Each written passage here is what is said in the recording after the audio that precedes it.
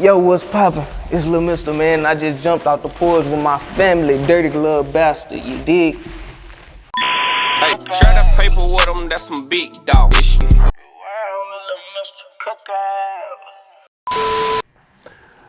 Alright, so we got Lil Mister off the porch with us today, man. Yes, sir. How you feeling today, bro?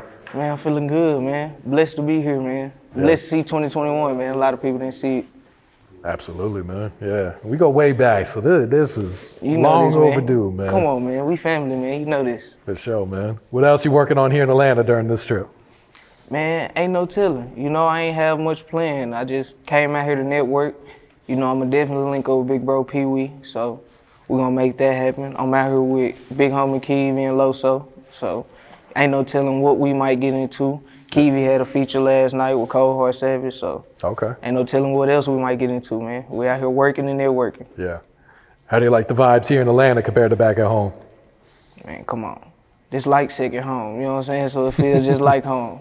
You know what I'm saying? I love the vibe out here.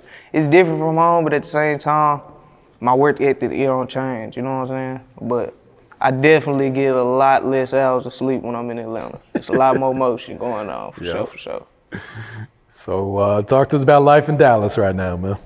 Man, life in Dallas for me, I ain't even gonna lie, staying out the way, trying to stay away from the COVID. Yeah. So it's a lot of studio work, man. A lot of studio work and back at the house trying to get some Z's when I can, but getting right back up and at it again all over again. Yeah. So it's a lot of work getting done, for sure. What part of the city you from? Pleasant Grove, man, 6'5". Yeah, I got most you. definitely. Yeah. So what was your childhood like growing up there? Man, childhood in the Grove, man, it's crazy. Ain't no telling what you might run into. You know what I'm saying? It's a mix. You got blacks and you got a whole bunch of Hispanics over there, so ain't no telling what you might get a mix of or who you might run into, what you might come up on. But it's just like anywhere else, you know, same shit, different toilet. Yeah. At what age would you say you jumped off the porch? Man, I ain't gonna lie. I jumped off the porch kind of late. I'd say about 15, 16. Okay. High school, freshman year, you know, started getting into more stuff, hanging around with more people, getting to know more people, learning more stuff, learning new stuff. And really, honestly, around that age is really when I started taking the producing serious. So Okay. you can kind of say around that age, around 14, 15. Yeah. So how did you get your start into making beats? What had inspired you at first? I actually started making music, trying to rap. I started making yeah? music at the age of 6, you know what I'm saying? So I just ended up coming up on Fruity Loops off my cousin's computer one day. I burnt it on the CD. I burnt multiple programs on the CD, but I ended up burning the shortcuts. So Fruity Loops was the only program that I had the actual install to. So I just installed Fruity Loops and got to playing with the demo, and I was like, oh, so this what you make beats on. I was trying to record though, you know what I'm saying? But I'm like, okay, this what you make beats on. So this was back when people still had DSL and dial-up internet, you know what I'm saying? That's so it. I ain't even had no internet at the house. I'm at the house with my granny. Granny don't need no internet in the house, you hear me? She got the antenna on the TV, she not tripping. But my auntie, she do whatever for me, so she got internet in the crib, and I got on YouTube and started learning how to really make full beats. And that's how I really got started. Yeah. Were there any producers that you had looked up to when you first started? Yeah, most definitely. Zaytoven for sure. But I really was on that like new Atlanta wave, like around that time when it was the Wheezys, the Ricky Racks, the Metro Boomers, Southside, TM88. You know what I'm saying? I really came up on them boys tough, but I really started out marking my sound from Zaytoven. Okay. Were you just trying to like make Zaytoven type Man, beats at come on, first? you know I was. Come on, I'm not gonna sit here and cap with you. Man, I was making them things just like Zay, man. And it just started elevating to a point where I just started experimenting with different genres to where I could really make anything. So it's just like the more and more I kept making beats, the more and more I started making and building a sound for myself. You know what I'm saying? So. Yeah. How long would you say it took for you to kind of develop your own sound? I ain't gonna lie. It kind of took a little second. It took a couple years, really. But I had developed the sound of my own and didn't even know I had developed the sound of my own yet. You know what I'm saying? And it really wasn't many artists that could get it out of me except for Peewee at the time. So like, I come down here with bro and we'll get in the studio and cook up, and it's like, I get to cooking up trap beats, you know what I'm saying? Halfway sounding like Zay, halfway sounding like Lil Mister. Now he don't want that. He want full-blown new Lil Mister. He wants you to come straight from scratch with creativity. And I think that's kind of what started showing me how to build and create my sound. Yeah. What's your creative process like now? I ain't gonna lie, man, my creative process, man, good reefer, man. We got to have good exotic for one. We got to have great vibes. Really, the great vibes is number one. You know what I'm saying? We got to have good vibes, got to have good reefer.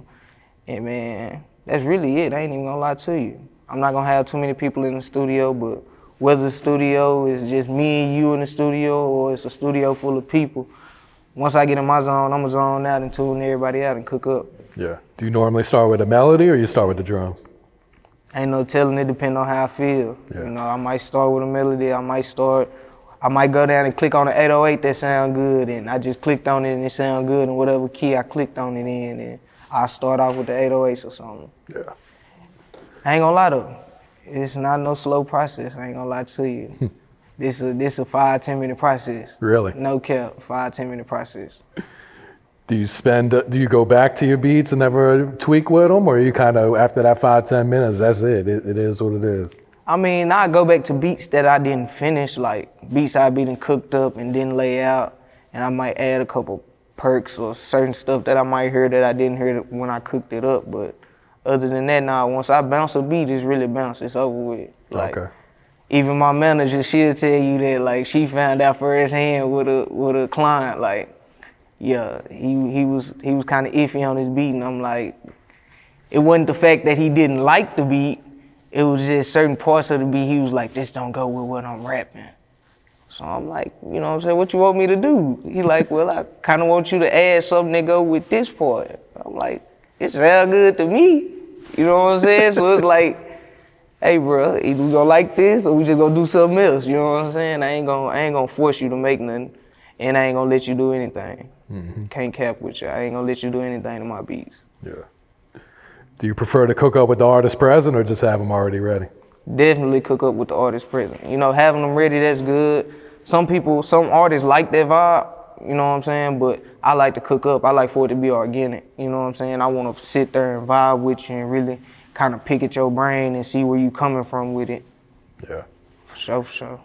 And when an artist is recording over your beat and you're in the studio, are you very hands-on? You kind of just let them do their thing?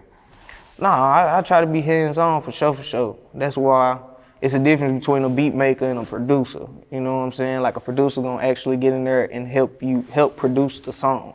You know, he not just gonna make a beat and let you do your thing. I'm finna help you come up with bars. I'm finna help you try to switch your flow. I'm finna try to catch whatever pockets that you catching or pockets that I hear you can catch that you ain't catching. You know what I'm saying? So yeah, I'm definitely hands-on with it. Okay. What's your thoughts on producers using loops? I fuck with the loops. I ain't even gonna lie to you. You know, I ain't got nothing against the loops. I use loops. I done made loop packs, you know what I'm saying? Oh, yeah? I mean, that's really how my name got hot before I started getting placements, was from the drum kits and the loop packs and all that. So yeah, I fuck with the loop packs. I ain't got nothing against it. Yeah. How'd you get your tag? Man, that's crazy.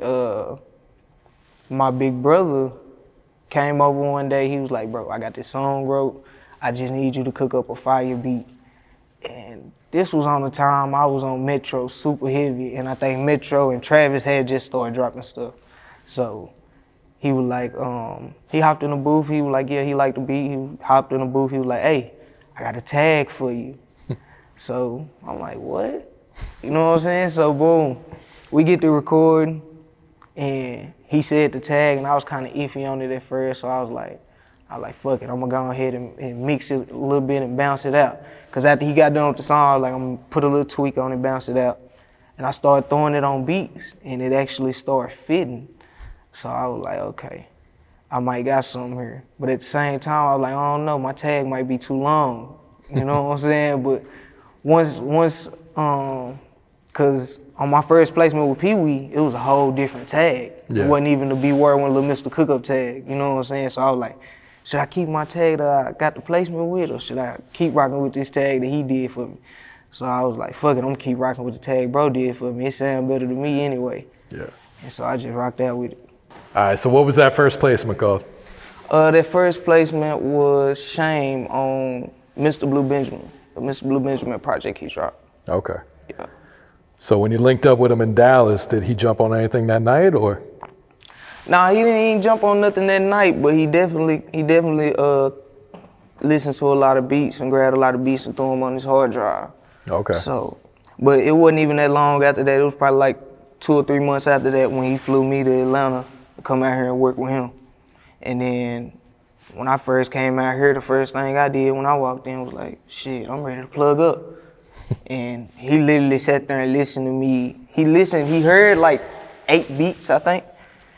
And then he came in the room, he was like, wait a minute, you were cooking all them motherfuckers up, weren't you? I said, yeah, I was cooking all them up. He just looked at me with that look, I already knew what time it was. So I think we ended up doing like 4 or 5 songs that day though. Okay. Yeah, we definitely ended up doing like 4 or 5. What's it like working in the studio with him?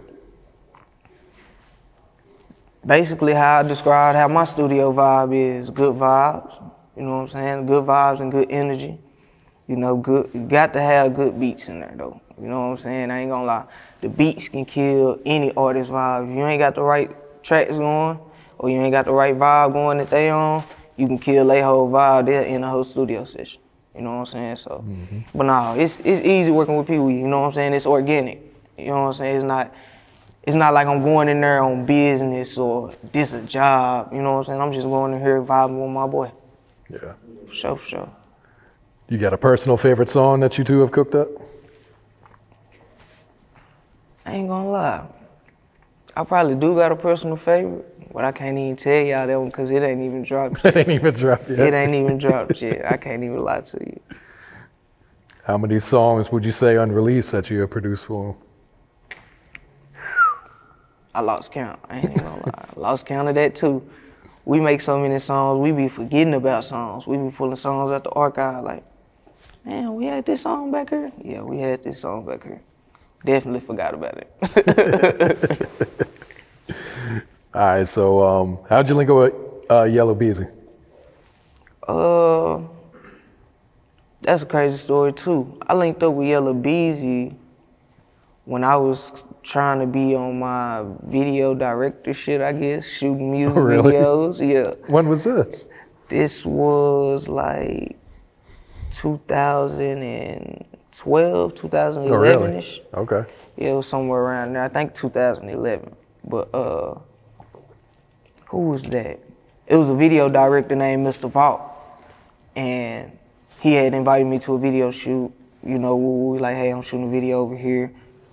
Come through, you know what I'm saying? Show you how these cameras work. Like I was supposed to go actually see how a real video's supposed to be shot, like the whole setup.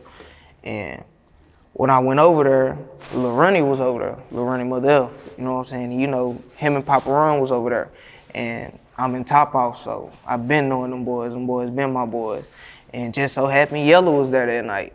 And that was my first night meeting Yella, and I'm like, damn, like who is this Yella ass nigga right here? Like, he talk country, but who is he? And him and Lil Runny ended up doing a song that night. And when I heard him and Runny on the song, I was like, man, that shit there so hard. I gotta send bro some beats. And shit, got his number, sent him some beats, and it's been history since. Yeah. Talk to us about Up One. This was a huge song. Man, Up One, that's crazy. Just one of them nights, man, in the studio. I'm in the studio late, I've been at the studio all day. Yella pull up like midnight, 1 o'clock in the morning. He over there recording a song, and I'm sitting over there making beats. And he heard that beat and came over there. He was like, hey, send that to me right quick. And so I sent it over there, made like 2 or 3 more beats.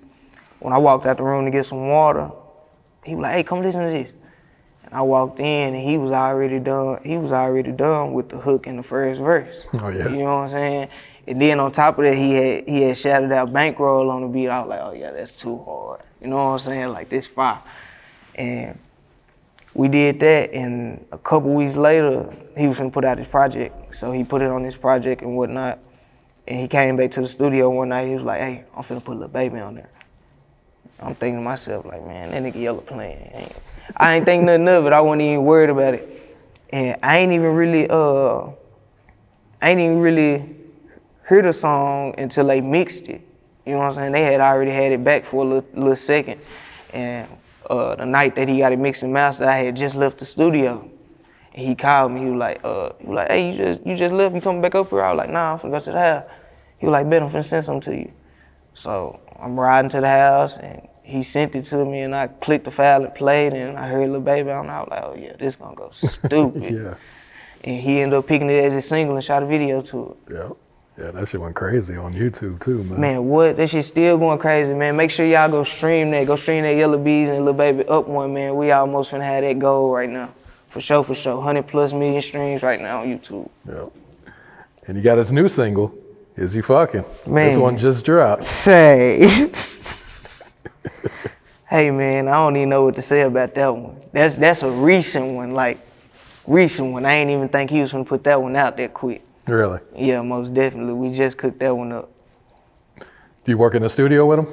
Yeah, I definitely work in the studio with him. He get his music engineered by the same the engineers that engineer his music work at the studio that I be at. Oh, okay. So Yeah. I got a good relationship with them too. So that's why they keep us in tune anyway. Yeah. That's what's up, man. And how did the song Trap with Dolph and TrapBoy Freddy come about? That song, man, that's crazy. All my songs be having crazy stories. It's different for every song. I was with Lil Runny at the studio and cooking up beats for Lil Runny.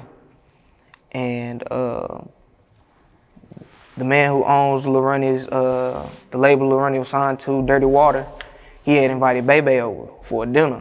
So we all out there, we all had dinner and stuff, woo, woo, woo. And this was my first night meeting Bebe. And then Bebe was like, man, I had already been over there making beats, so Bebe was like, man, let me hear what y'all out here, what y'all down there working on. So he came down there and he was listening to beats. And he heard me play that beat, and he was like, hold on. I was like, okay. Like, what he finna do? So then he was FaceTiming somebody.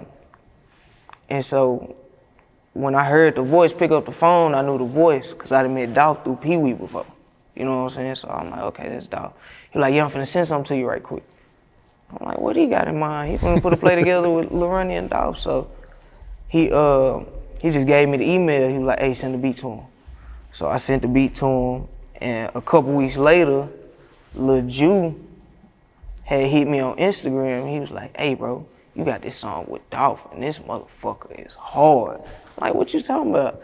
He was like, bro, I was in the studio with Bebe last night, and he played this song with Dolph, and this motherfucker hard. Y'all need to drop this. And that was actually in 2017.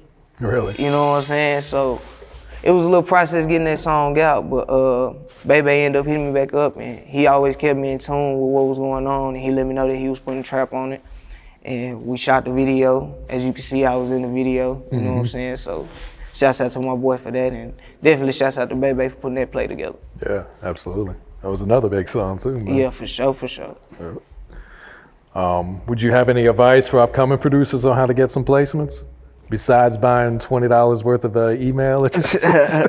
I wouldn't even recommend that on getting the placements. I've actually found success in being more satisfied with the music, working with somebody that I kind of found. You know what I'm saying? Rather than trying to chase the big artists. You don't really want to necessarily chase the big artists, but when I first started producing, that's the mindset that I had, was that, oh, I need to have such and such on my beats, or nah, you need to get with an artist that you vibe with, somebody who you can really vibe with, and y'all need to build a sound. When you building and creating a sound with somebody, you're gonna love the music way more, and you're gonna be way more confident in the music. Mm-hmm.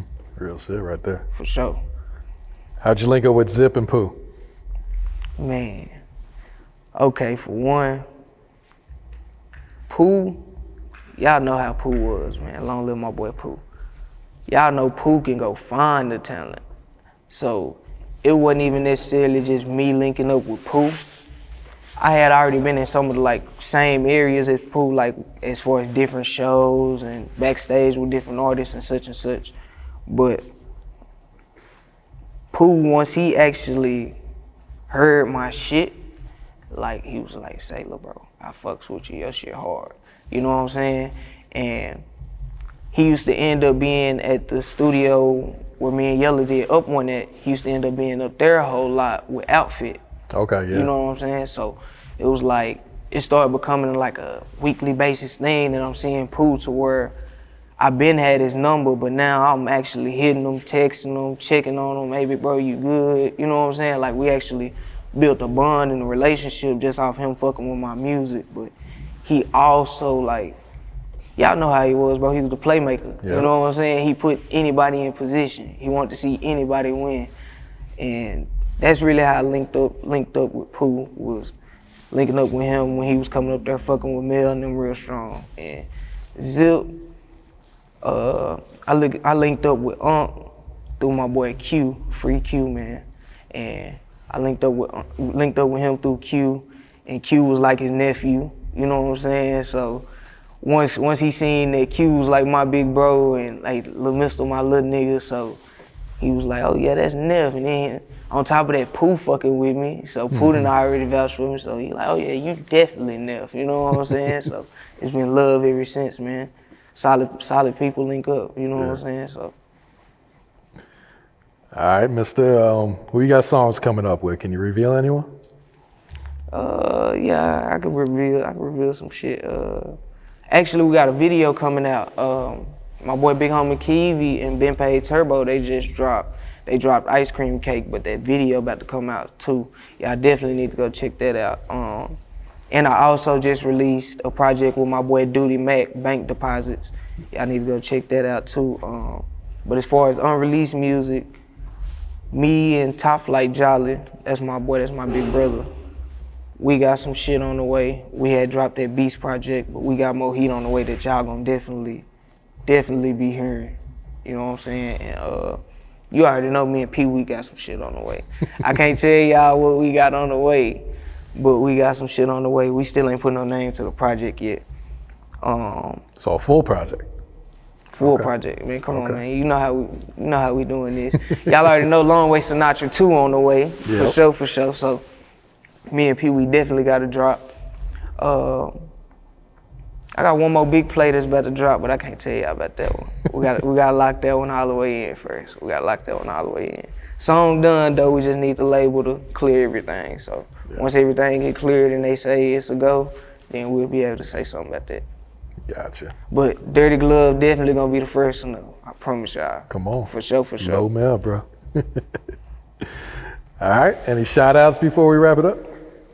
Man, I wanna shout out to everybody actually. Everybody who support me, who's supporting the movement. I definitely wanna give a shout out to my team, Design Management. I wanna give a shout out to my other team, my brothers, NPA, y'all already know the game, man. NPA way or no way. You dig? Shouts out to the flight. And I appreciate everybody who's supporting the movement, streaming my music, streaming the music I produce. Y'all need to come get y'all some of this heat, man. For sure. Hey, share that paper with them, that's some big dog shit. All these hoes wanna suck a big. Lil Mister cooker.